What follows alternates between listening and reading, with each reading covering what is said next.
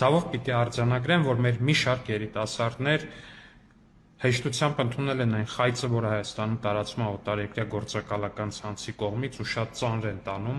Հայաստանի մուտքի ու ելքի անձնագրերում դրվող այդ պեչատների վրայից Արարատի նկարի հանումը։ Սրանից 1-2 տարի առաջ, մինչև 1-2 տարի առաջ Հայաստանի սահմանում կանգնած էին օդանավակայանում, մասնավորապես Զվարթնոցում կանգնած էին Ռուսաստանի FSB-ի ազգությամբ ռուս ծառայողները, ու Հայաստանից գնացող, Հայաստան մտնող, այդ թվում և Հայաստանի քաղաքացիների անձնագրերը վերցնում էին, ռուսերեն բարևում էին, ռուսերեն հարցեր էին տալիս ու անձնագրում դնում էին Արարատի նկարով այդ պեչատը։